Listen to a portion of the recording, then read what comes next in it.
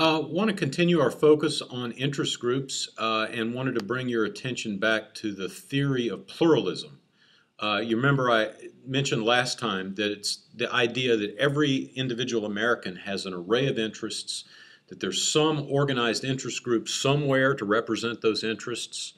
And in this view, what our government does is sort of negotiate among interests. And as this happens, in theory, everyone's interests are protected in one way or another. And then as new businesses and industries develop and new understandings about social and economic rights emerge, we would call these things sort of disturbances in the status quo. Then new interest groups will emerge, others will fade away, and we have a kind of new equilibrium setting in. Now, one of the key things that interest groups do is provide benefits to members. And we talked last time about information provided to members, often through magazines or newsletters or mailings or email blasts.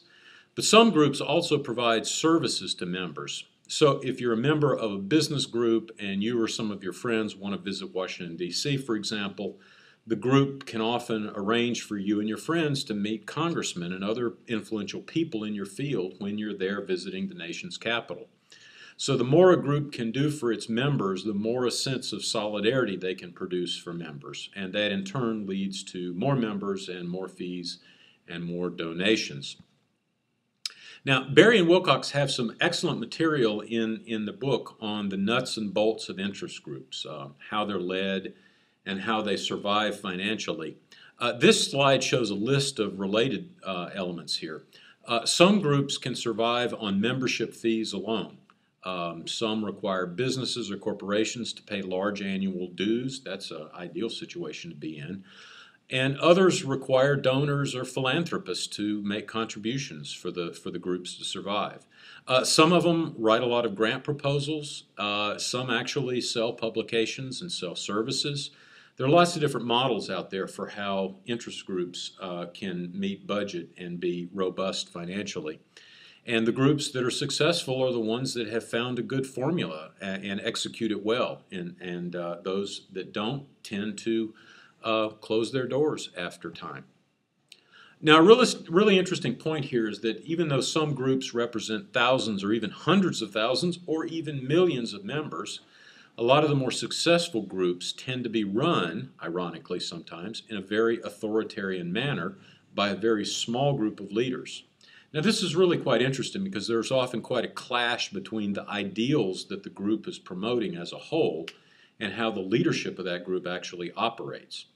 It's also true that groups have difficulty deciding how to proceed when their economic and legal interests can't be easily reconciled in terms of public policy. In other words, some piece of proposed legislation might promote the ideals of the group, but might also harm the ability of the group to raise funds or mobilize the membership to lobby Congress. So these kinds of things happen from time to time. Now, another key section in Barry and Wilcox is about the distinctions between interest groups and political parties. You remember I said earlier that interest groups were not political parties. Remember, what political parties are really all about, if you push them to the wall, is about getting people to vote for candidates who are members of the party. Interest groups, on the other hand, are seeking public policies that will promote the group's goals. So they're two different entities seeking two different things, although very often interest groups do align themselves with one political party or another. In other words, the interests of groups and parties often overlap, but they do seek different things. Really, one of the complaints about American politics is that both parties have, in fact, too much involvement by lots of different organized interest groups. And the reason we tend to have so much involvement in politics by interest groups is because we have a relatively weak political party system. The parties rely on interest groups for funding support and for members to work on behalf of the party.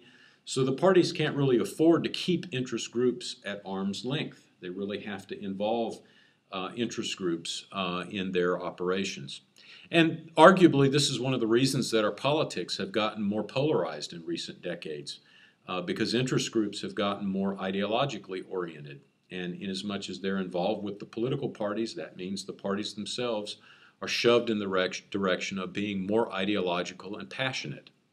Here's a nice quote from page 72 of the book.